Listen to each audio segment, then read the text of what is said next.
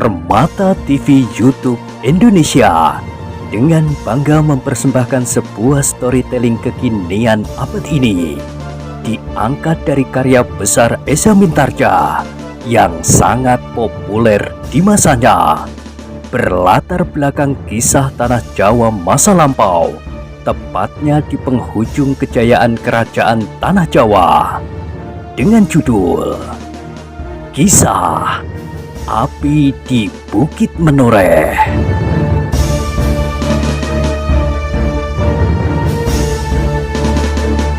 Pada kesempatan yang sangat baik ini, kita masuk pada episode yang ke-415. Selamat menikmati.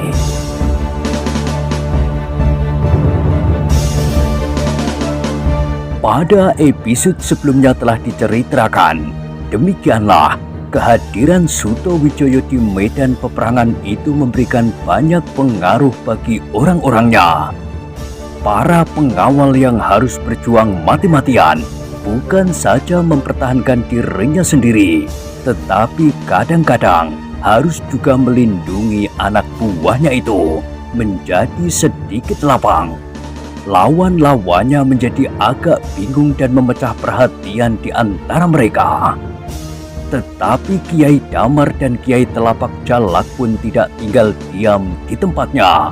Mereka pun melihat bayangan yang bagaikan beterbangan kian kemari menyambar-nyambar dengan dasarnya. Itulah Sutowijoyo, desis Kiai Telapak Jalak. Kiai Damar mengerutkan keningnya. Katanya, "Bagaimana maksudmu dengan anak itu?" "Kita binasakan." "Baik, lalu?" "Kau menghadangnya di ujung sebelah, aku di ujung yang lain. Jangan ragu-ragu, kita akan membunuhnya." Kiai Damar mengangguk-angguk, tetapi ia tidak segera beranjak dari tempatnya. Sikapnya menunjukkan keraguan-raguan yang mengganggu hatinya. "Kenapa kau masih diam saja?" "Tetapi, bukankah Raden Sutowijoyo itu putra Ki Gede Pemanahan dan putra angkat Sultan Pajang?" "Semua orang sudah tahu. Jangan ragu-ragu. Tidak ada hukuman yang dapat diperhitungkan jika kita membunuh lawan di peperangan. Sultan Pajang pun tidak akan marah." Kiai Telapak Jalak berhenti sejenak, lalu katanya, "Jika Pemanahan marah karena ia kehilangan anaknya, itu adalah salahnya sendiri."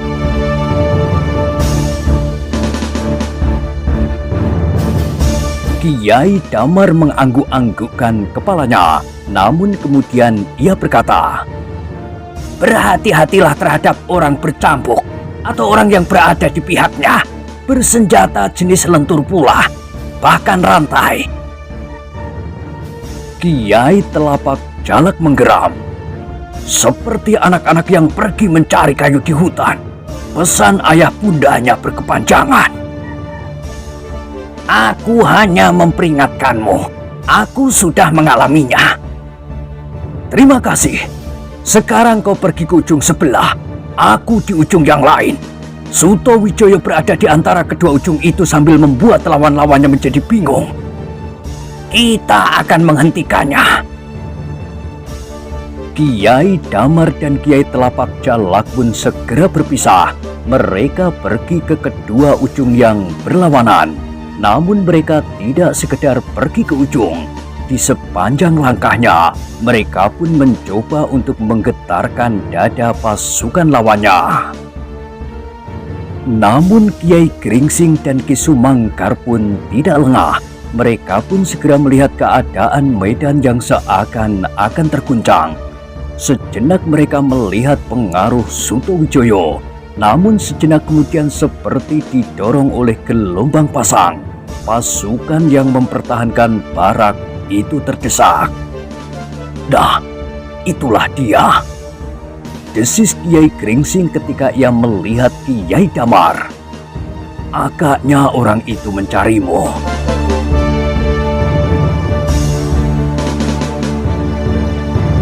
Ki Sumangkar mengangguk-anggukkan kepalanya. Jawabnya, "Tetapi ia hanya seorang diri. Seharusnya ia berada bersama orang yang disebut bernama Kiai Telapak Jalak. Kita belum mengenal orang yang bernama Kiai Telapak Jalak dengan baik. Mungkin ia berada di sekitarnya." "Mungkin di tempat lain," sahut Kiai Gringsing. "Jagalah Kiai Damar, jangan beri ia kesempatan. Aku akan mencari orang yang bernama Kiai Telapak Jalak. Mungkin ia berada di ujung lain. Atau bahkan, mungkin ia sedang berusaha mengalahkan Raden Sutowijoyo." "Baiklah, aku akan menemui Kiai Damar. Meskipun barangkali tidak berkenan di hatinya, apa boleh buat?" berkata Ki Sumangkar. "Iya, kali ini kita tidak boleh gagal lagi. Persoalan tanah ini harus segera menjadi jernih. Apalagi persoalannya kemudian beralih menjadi persoalan dengan Pajang. Itu bukan soal kita lagi. Tetapi kita sudah membantu membebaskan mereka yang sedang berusaha membuka hutan ini dari gangguan hantu-hantu kerdil ini. Ya, dan aku akan segera dapat membantu Agung Sedayu dan Suwandaru ke Sangkal Putung. Kalau aku juga tidak segera kembali, hati Ki Demang berdua, bahkan Sekar Mirah akan menjadi semakin cemas." Kiai Gringsing mengangguk-anggukkan kepalanya, kemudian katanya, "Lihat, Kiai Damar tidak pandang lawan. Orang-orang yang tidak mampu berbuat banyak itu telah diserangnya. Cepat, lindungilah mereka." Ki Sumangkar mengerutkan keningnya, namun ia pun kemudian meloncat menyongsong Kiai Damar yang seolah-olah sedang mengamuk. Meskipun Kiai Damar sadar bahwa di antara mereka yang tinggal di dalam barak itu ada orang-orang yang harus mendapat perhatiannya, namun kehadiran Ki Sumangkar yang tiba-tiba itu mengejutkannya juga. Bahkan dengan tanpa sesadarnya ia berkata, "Kau lagi?" "Iya, aku lagi," jawab Ki Sumangkar. "Selama kau masih datang kembali, aku pun akan datang lagi menjemputmu." "Persetan, sekarang aku tidak akan membiarkan kau hidup. Sekarang kau akan mati." Ki Sumangkar tidak merasa perlu untuk menjawab. Ia langsung mengambil alih Kiai Damar dari lawan-lawannya yang kebingungan. Sehingga dengan demikian, maka mereka pun segera terlibat dalam perkelahian yang seru. Di tempat lain, Sutowijoyo masih sibuk menghalau lawan-lawannya yang masih selalu mendesak terus. Para pengawal menjadi agak kecut juga melihat orang-orang yang bertempur bersama mereka menjadi bingung. Ternyata penghuni barak yang tidak pernah mengalami peperangan dan hanya mendapat petunjuk sekedarnya itu masih belum mampu menyesuaikan diri dengan peperangan yang sengit. Perang yang seakan-akan tidak teratur lagi. Perang berubuh. Apalagi apabila sekali-sekali mereka mendengar seorang di antara mereka berteriak kesakitan karena tubuh mereka tersentuh senjata. Sehingga kadang-kadang para pengawal tidak lagi sempat bertempur dengan mantap. Kehadiran Sutowijoyo di medan ternyata telah memberikan nafas baru kepada mereka. Sutowijoyo yang bagaikan burung sikatan itu terbang dari satu lingkaran peperangan ke lingkaran yang lain, sehingga hati para pengawal menjadi agak lapang. Mereka mendapat kesempatan untuk mengerahkan kemampuan mereka terhadap lawan-lawannya sendiri, karena lawan-lawannya yang lain menjadi kisruh oleh kehadiran Sutowijoyo. Tiba-tiba langkah Sutowijoyo terhenti. Seseorang telah berada di hadapannya sambil bertolak pinggang. Dengan sorot mata yang tajam, orang itu berkata, "Raden, hentikan cara itu. Korban akan terlampau banyak karena pokalmu."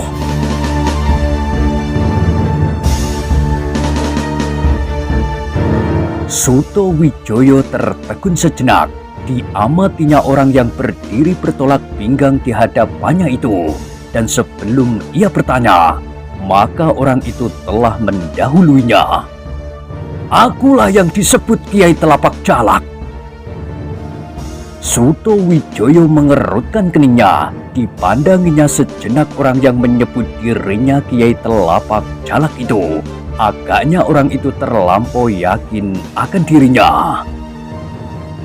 Sayang bahwa kita bertemu dalam keadaan seperti ini, berkata Kiai Telapak Jalak.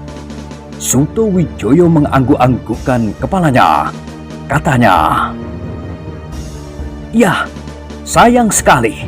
Tetapi apakah sebenarnya yang kalian kehendaki, sehingga kalian terpaksa melakukan tindakan-tindakan yang kasar ini?"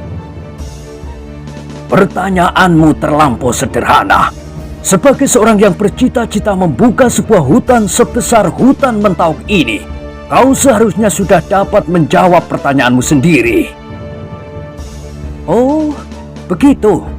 Sayang, aku tidak dapat menjawab pertanyaan itu. Mungkin otakku memang tumpul, atau barangkali aku tidak cukup mempelajari persoalan ini. Tetapi aku akan bertanya sekali lagi kepadamu, apapun yang akan kau katakan tentang diriku. Ini adalah suatu ciri bagi Raden Suto Wijoyo, berkata Kiai Telapak Jalak. Lalu katanya, kau adalah gambaran dari anak-anak muda yang keras kepala. Ya, itu benar. Lalu, dan aku masih harus menjawab pertanyaanmu. Iya, aku masih mengharap jawaban itu. Baiklah. Kiai Telapak Jalak berhenti sejenak. Lalu katanya, kami tidak menghendaki kalian membuka alas Mentauk. Kenapa? Ada bermacam-macam alasan. Di antaranya, aku tidak senang melihat kau dan ayahmu pemanahan berkuasa di sini. Itukah alasanmu yang paling penting? Sekali lagi kau menunjukkan kebodohanmu sebagai seorang putra pemanahan, dan apalagi putra angkat Sultan Pajang. Oh, mungkin nanti kau akan menjumpainya kebodohan berikutnya. Tetapi apa jawabmu? Aku kira aku lebih baik tidak menjawab. Sekarang jangan menyesal bahwa kau akan mati di tanganku. Sudah lama aku berniat untuk melakukannya, tetapi agaknya baru sekarang aku mendapatkan kesempatan. Kiai Telapak Jalak, berkata Suto Wijoyo. Sebenarnya, usahaku untuk membuka hutan Mentauk sudah pasti tidak akan merugikan siapapun juga. Tanah ini akan menjadi tanah garapan yang subur, yang akan bermanfaat bagi daerah di sekitarnya. Jalur perdagangan akan menjadi semakin banyak dan ramai. Demikian juga bagi Pajang. Jadi apakah salahnya aku melakukannya? Tidak selamanya menguntungkan, jawab Kiai Telapak Jalak. Tetapi biarlah, aku tidak perlu menggurui kau. Karena itu bersedialah untuk menutup segala rencanamu dengan mengakhiri hidupmu. Sebenarnya aku tidak akan sampai hati melihat putra Sultan Pajang yang terkenal sakti tanpa tanding itu mati di pinggir alas Mentauk ini, seperti matinya para pendatang yang sekedar ingin memiliki secuil tanah garapan. Jangan mengigau, tetapi kalau kau tidak mau mengatakan alasanmu, baiklah, aku tidak akan memaksa. Tetapi orang yang menyebut dirinya Kiai Telapak Jalak, Kiai Damar, dan orang-orang yang berdiri di belakangnya pasti mempunyai alasan yang kuat untuk berbuat sesuatu, bukan sekedar digerakkan oleh perasaan iri yang berlebih-lebihan. Tidak sekedar digerakkan oleh perasaan tidak senang melihat tanah ini terbuka dan berkembang di samping daerah-daerah yang telah terbuka lebih dahulu di sekitarnya. Cukup, potong Kiai Telapak Jalak. Itu dugaan yang sangat kerdil dari seorang putra Sultan Pajang. Salahmu sendiri karena kau tidak mengatakan alasan yang sebenarnya. Persetan, Jangan membuang waktu. Semua orang sudah berkeringat dan bahkan menitikkan darah. Sekarang kau harus mati. Suto Wijoyo melihat mata Kiai Telapak Jalak yang berkilat-kilat kena cahaya obor yang kemerah-merahan. Karena itu, ia pun segera bersiap. Namun ia sadar sepenuhnya bahwa Kiai Telapak Jalak adalah seorang yang pilih tanding. Karena itu, sepercik pertanyaan telah menyentuh hatinya. Apakah Kiai Gringsing dan Ki Sumangkar tidak menemukannya? Tetapi sebagai seorang prajurit, Suto Wijoyo tidak akan lari dari gelanggang. Karena itu, apapun yang akan terjadi, ia sudah siap menghadapinya. Kau masih ada kesempatan untuk menyebut nama ayahmu. Sejenak lagi kau akan mati terkapar di tanah, berkata Kiai Telapak Jalak. Aku tidak memerlukan waktu lebih dari 3 tarikan nafas untuk membunuhmu. Kalau ayahmu datang kemari, barulah aku mendapat lawan. Tetapi kematianmu pasti akan membangunkannya. Jangan omong kosong. Kalau kau mampu melakukan, lakukanlah. Tetapi selama ini kau tidak berani menampakkan dirimu, apalagi menghadapi ayahanda Ki Gede Pemanahan. Kiai Telapak Jalak tidak menjawab lagi. Perlahan-lahan ia maju mendekati Suto Wijoyo dengan mata yang menyala-nyala. Ia merasa bahwa tugas ini adalah sebagian dari satu-satunya cara yang dapat ditempuh untuk membatasi kegagalan Kiai Damar di daerah ini. Suto Wijoyo pun telah siap pula menghadapi setiap kemungkinan. Tombaknya segera merunduk. Dengan kokohnya ia berdiri di atas kedua kakinya yang sedikit merendah pada lututnya.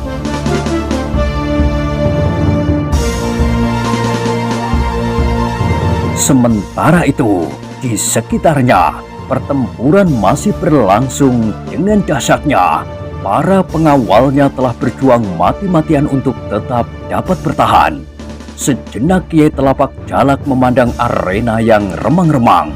Kemudian ditatapnya wajah Suto Wijoyo yang menegang. Namun kemudian ia pun telah siap untuk menerkam lawannya.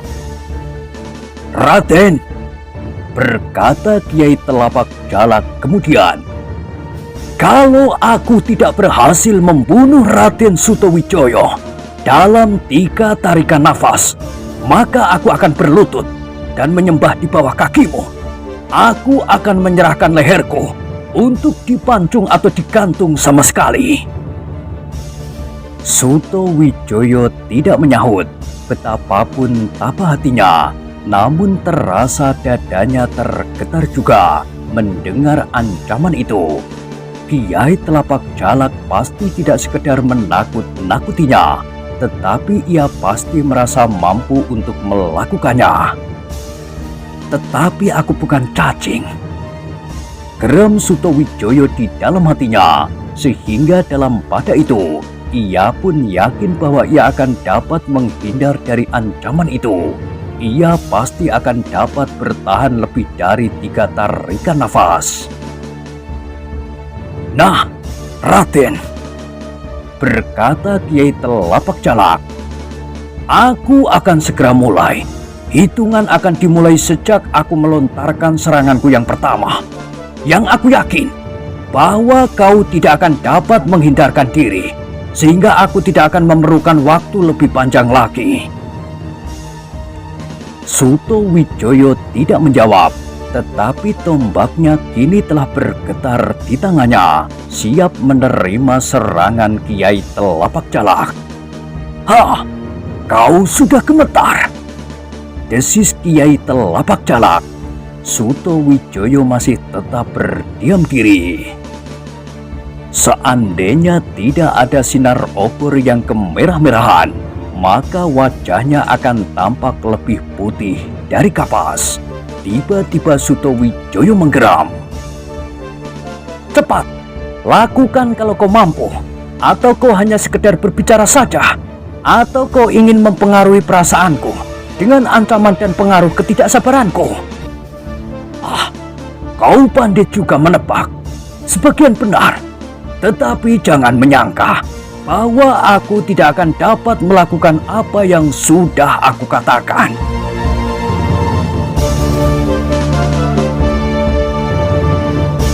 Suto Wijoyo tidak menjawab, tetapi ia tidak lengah dan ia berusaha untuk tetap menjaga perasaannya agar tidak menjadi kehilangan keseimbangan. Tetapi agaknya sudah sampai saatnya Kiai Telapak Jalak melakukan rencananya. Karena itu, maka suasana menjadi kian menegang. Namun dalam pada itu, sepasang mata selalu mengikuti pembicaraan itu dengan seksama. Perlahan-lahan orang yang memiliki sepasang mata yang tajam itu bergeser semakin mendekat, sehingga akhirnya ia berdiri di balik gerumbul beberapa langkah saja di belakang Suto Wijoyo. Orang itu adalah Kiai Gringsing. Dalam penilaian Kiai Gringsing, Kiai Telapak Jalak memang seorang yang memiliki kelebihan dari orang-orang kebanyakan.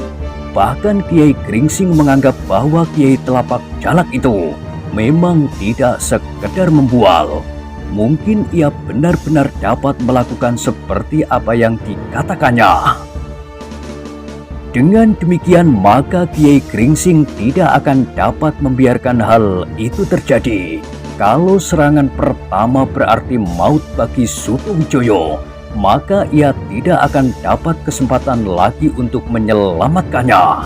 Karena itu, Kiai Gringsing harus bertindak sesuatu sebelum serangan yang pertama itu. Maka ketika ia melihat Kiai Telapak Jalak benar-benar telah mempersiapkan serangannya dengan masak, tiba-tiba saja terdengar Kiai Gringsing berkata, "Hei, Kiai, apakah kau akan melawan Raden Suto Wijoyo?" Kiai Telapak Jalak terperanjat. Sejenak ia mencari.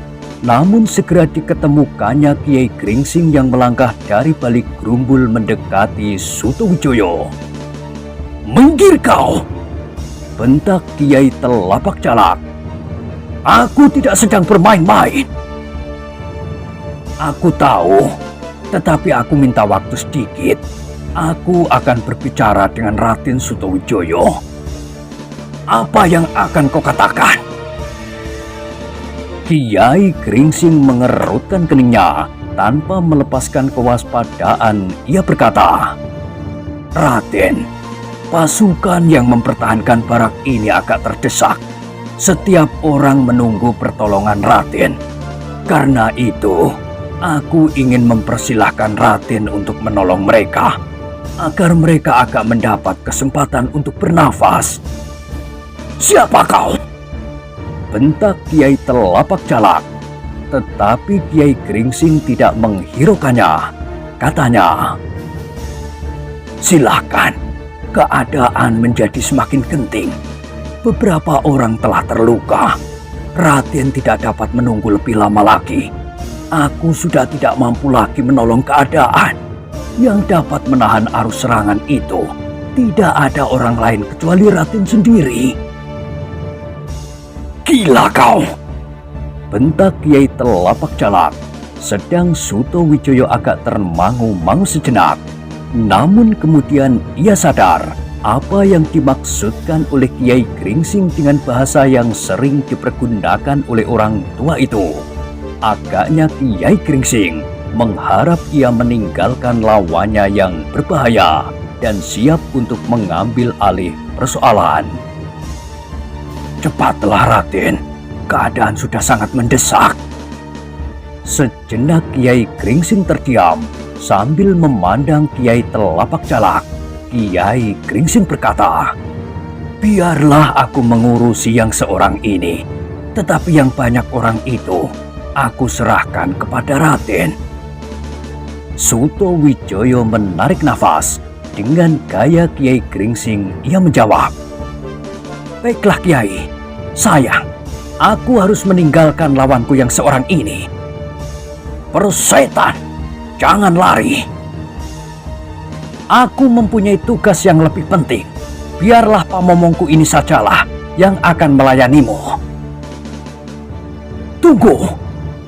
Ternyata Kiai Telapak Jalak tidak ingin melepaskan Sutowijoyo yang seakan-akan telah berada di dalam telapak tangannya. Tetapi Sutowijoyo tidak menghiraukannya. Dengan tergesa-gesa ia meninggalkan Kiai Telapak Jalak, seakan-akan ia tidak mengacuhkannya lagi. Meskipun sebenarnya ia masih sempat melihat kesiapsiagaan Kiai Gringsing, karena ia menduga pula bahwa Kiai Telapak Jalak tidak akan begitu saja menerima keadaan itu. Ternyata dugaan itu pun segera terjadi. Selagi Sutowijoyo melangkah pergi, Kiai Telapak Jalak sekali lagi menghentikannya. Berhenti! Aku akan menyerangmu, melawan atau tidak melawan. Meskipun dada Sutowijoyo berdesir, tetapi ia percaya bahwa Kiai Gringsing tidak akan tinggal diam, sehingga ia telah menyerahkan nasibnya bulat-bulat kepada Kiai Gringsing itu. Kemarahan yang menghentak dada Kiai Telapak Jalak itu tidak dapat ditahan lagi. Meskipun Sutowijoyo membelakanginya, namun Kiai Telapak Jalak segera menyerangnya sambil berteriak nyaring. Salahmu sendiri kalau punggungmu lah yang terbakar karena sentuhan tanganku.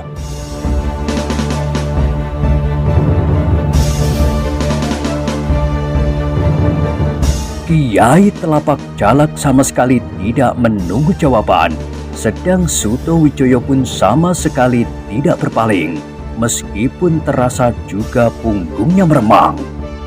Sekejap kemudian Kiai Telapak Jalak telah meloncat memukul punggung Sutowijoyo dengan sisi telapak tangannya. Kiai Telapak Jalak yang merasa terhina oleh sikap Sutowijoyo itu telah berniat untuk membunuhnya dengan pukulannya yang pertama itu. Tetapi Kiai Telapak Jalak terkejut bukan buatan. Ia tidak menyangka sama sekali bahwa serangannya itu akan membentur kekuatan yang tidak pernah diperhitungkannya sama sekali. Sehingga karena itu, justru Kiai Telapak Jalaklah yang terlempar untuk beberapa langkah dan terbanting jatuh di tanah. Sutowijoyo yang mendengar benturan itu berpaling sejenak. Ia masih melihat Kiai Telapak Jalak meloncat berdiri dengan sikapnya. Namun demikian, karena ia tidak bersedia sama sekali untuk menghadapi hal itu, maka terasa juga dadanya menjadi sesak. Berhati-hatilah sedikit, Kiai Telapak Jalak. Sutowijoyo masih sempat berkata, jangan tergelincir lagi untuk kedua kalinya. Persetan! Geram Kiai Telapak Jalak. Jangan licik, hadapi aku.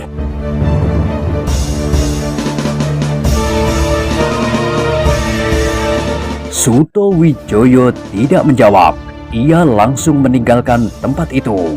Ia sadar bahwa pertempuran yang berkobar semakin seru itu sama sekali tidak menguntungkan pihaknya. Karena itu, setelah mempercayakan perlawanan atas Kiai Telapak Jalak kepada Kiai Gringsing, maka Sutowijoyo itu mulai dengan penjelajahannya kembali. Ia bertempur dari ujung sampai ke ujung yang lain. Dalam pada itu, Kiai Telapak Jalak hampir tidak dapat menahan kemarahan yang meledak di dadanya. Namun demikian, ia sadar bahwa kini ia bertemu dengan lawan yang sebenarnya, meskipun bukan Ki Gede Pemanahan, dan ia pun kini harus mengakui bahwa selama ini bukanlah Kiai Damar yang salah menilai kemampuan lawannya, tetapi bahwa di dalam barak itu ada orang-orang yang memiliki kelebihan dari sesamanya. Kini telah dilihatnya sendiri sebagai suatu kenyataan. Tetapi Kiai Telapak Jalak pun sadar bahwa ia masih belum mempergunakan seluruh kemampuannya. Ia masih belum mengukur kekuatan lawannya dengan sewajarnya.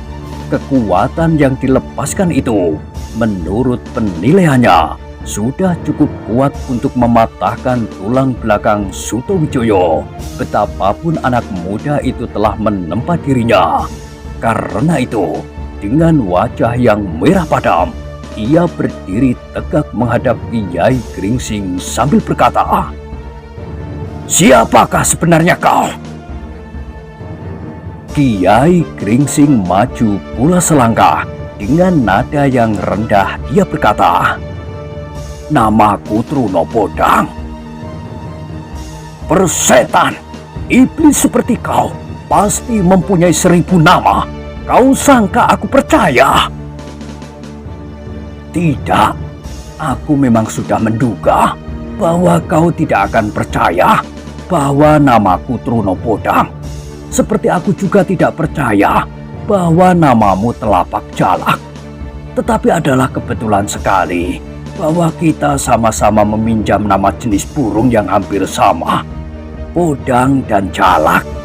Keduanya sejenis burung oceh-ocehan, burung yang setiap matahari terbit mulai berkicau tanpa ujung dan pangkal. Begitu." Kiai Telapak Jalak menggertakkan giginya. "Tetapi jenis podang memiliki bulu yang warnanya lebih cantik dari seekor burung jalak." "Cukup, cukup.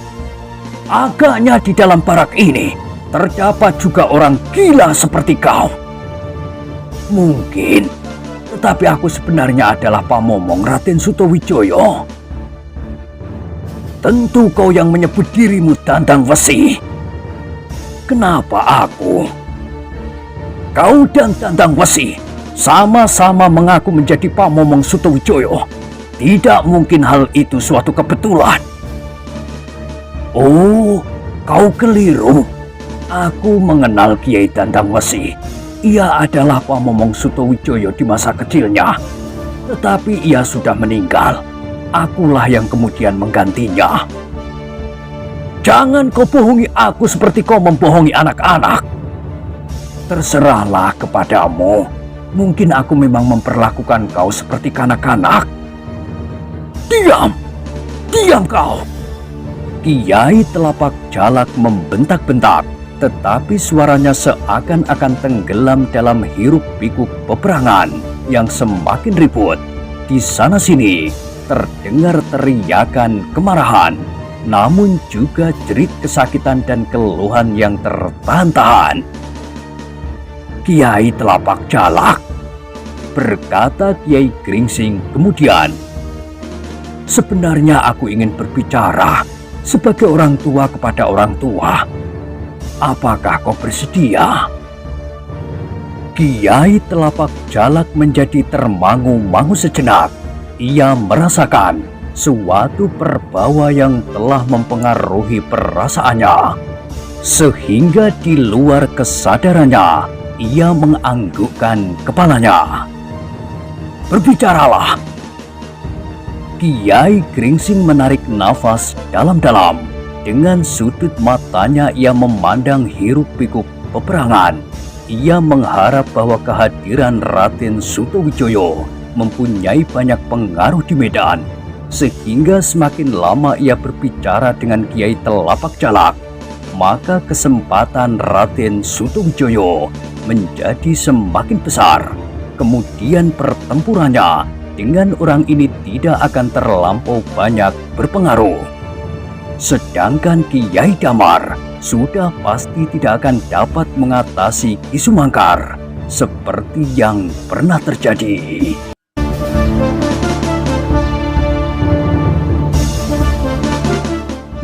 Nah, bagaimanakah kisah selanjutnya? Silahkan ikuti terus kisah Api di Bukit Menoreh pada episode berikutnya. Sampai jumpa.